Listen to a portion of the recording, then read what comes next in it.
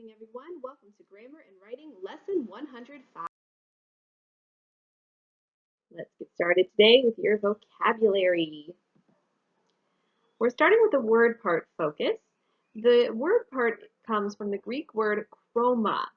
From this we can use it as a suffix, chrome, or as a prefix, chromo. All right, so what is chroma? What is the definition? Well, this is talking about color. So when we use this as either a prefix or a suffix, we are using it to refer to something, something's color, something to do with color. So the first word is chromosome. Chromosome. Now you may remember this from science, and if you do, can you remember what it is? A chromosome is a tiny cell that carries the genetic material that determines sex, size, color, and many other characteristics of people. So it determines if you're going to be a boy or a girl, if you're going to be small, if you're going to be tall, if you're going to be broad-shouldered, if you're going to be really scrawny. It determines if you're going to have brown hair or blonde hair or green eyes or blue eyes, things like that.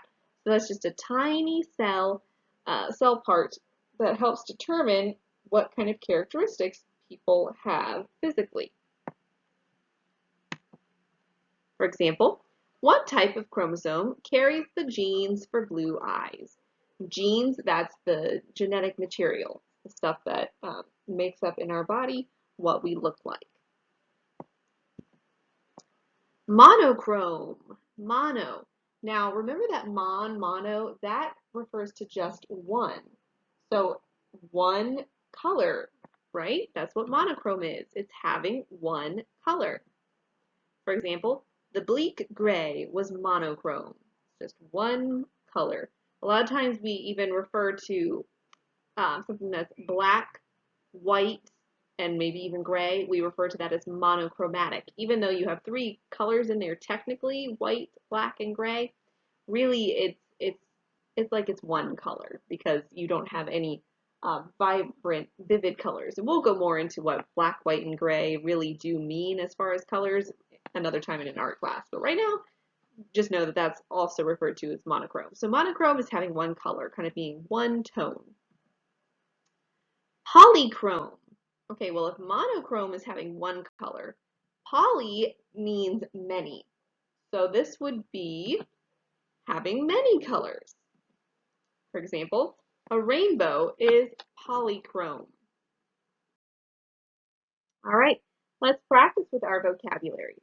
Fill in the blank with the correct vocabulary word. The Greek word meaning color is,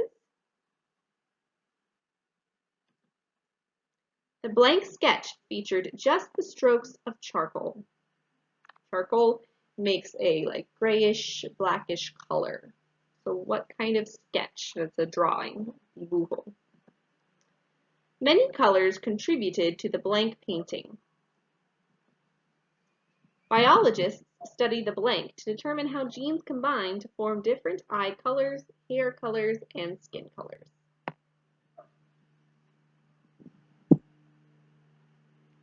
All right, let's check it.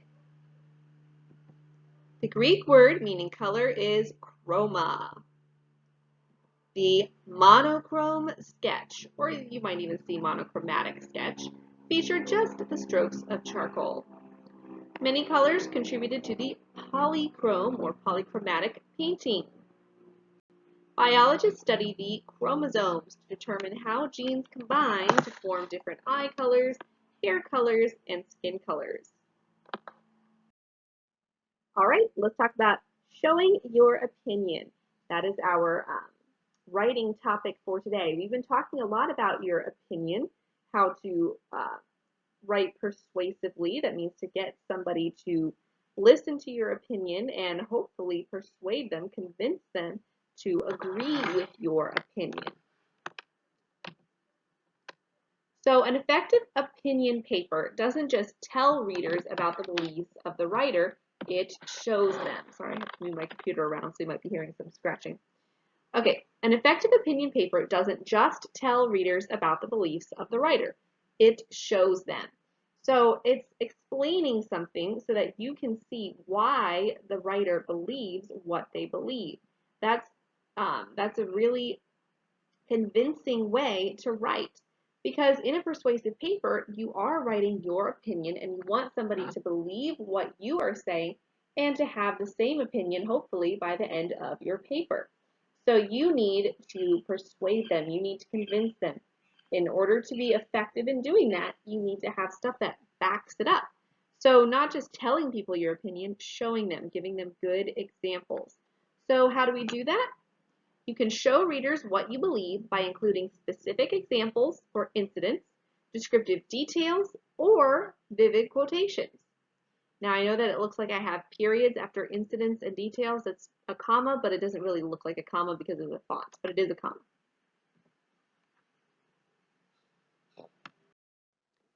So in your writing, let's look at an example of how to show something, to show your opinion, instead of just tell your opinion. So here's a telling sentence. Some of the most remarkable trees in the world are found in North America. Now, the reason that this is a opinion is that you're saying that they are the most remarkable trees. That means like the most amazing, the coolest, the best, the most interesting, things like that. So that's your opinion. Somebody else might think that there are more remarkable trees found in Israel or something like that. So it is an opinion. But really that's just telling the person. There's nothing descriptive, nothing interesting about it. Why should someone believe that based on what you're saying? You're just telling them. Some of the most remarkable trees are in North America.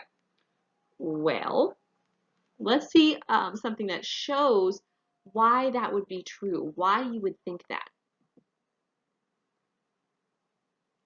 In the ancient forests of North America, trees that have been standing for 1,000 years soar more than 250 feet into the air. Okay, so that is way different, right? It's way more interesting. We can see that North America has ancient forests. That means lots of trees that are really old, that have been around for a long, long time. So right away we know that there's some old trees.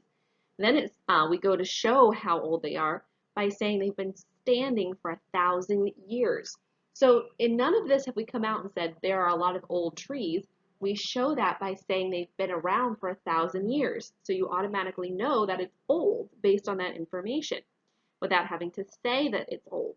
Soar kind of gives the idea that it goes up high, more than 250 feet into the air. So that's really, really tall, right? 250 feet tall for a tree. There are some buildings that aren't even that high. Most buildings aren't even that high. So that's really, really tall. So this here is it's showing why you would say that these are some of the most remarkable trees, some of the coolest or the grandest because of how, tall they are. So the first sentence just tells you that you think that they're remarkable. This sentence shows the reader that you think they are remarkable because of this particular fact. So show things. Let your reader come to the conclusion that they're remarkable because of the information that you share. So you're going to practice that with your homework for today. You need to complete showing your opinion, page 33 of your writing pages. So this is what you need to do in the first part. It says, rewrite each of the following telling sentences as one or two sentences that show the writer's beliefs. So the first one says, bike riders should always wear helmets for safety's sake. Okay, again, this is a person's opinion. Personally, it's a very good opinion, and most people should come to this conclusion. But why should people always wear helmets for safety's sake? So instead of saying that, write a sentence that shows why you should always wear a helmet. You can do it from like a negative perspective, showing what happens when a person doesn't wear a helmet and how they can be hurt, or maybe show it from a more positive perspective of, how a helmet has saved someone. Those are some ideas. Number two, most TV advertisements portray people who don't look or act like ordinary people. Okay, so rewrite this sentence showing it. Show how a commercial would show somebody that doesn't do what most normal people do. So think about commercials that you've seen and how you might have thought people don't actually act like that, or people's houses don't look like that, or something like that. Think about what you've actually seen. Use your own personal experience. You all have seen commercials on TV, on YouTube, things like that. Think about that and think about it's not commercials for a movie or something like that. It's commercials for an item, for a product, and rewrite your sentence. So your sentence or sentences should not look anything like these sentences. You're not simply rewriting the sentence, just adding in a couple words or putting or reordering things. No, they need to be completely different sentences. If you're confused, ask me, okay? And I'd be happy to help. Then right below that, it says writing a showing paragraph. The following sentence tells the writer's position, so what their belief is. Develop the sentence into a paragraph that shows the writer's belief and supports it with vivid examples and details. For this paragraph, you need to have 5 to 6 sentences. So you already have your topic sentence written there for you. So you need 5 or 6 more, por lo menos. And the last sentence, remember that it should be something that kind of concludes your paragraph. It wraps it up nicely, puts a little bow on it. So this is the statement, your topic sentence. People should pay more attention to conserving water. So saving water. Now that's something that really directly affects Honduras in your country, even less, or excuse me, even more than it affects Americans. So this is something that you should already know a lot about and be thinking about. So write a paragraph talking about that. Use vivid examples and details. Show me, don't just tell me why people should pay more attention to conserving water. Okay?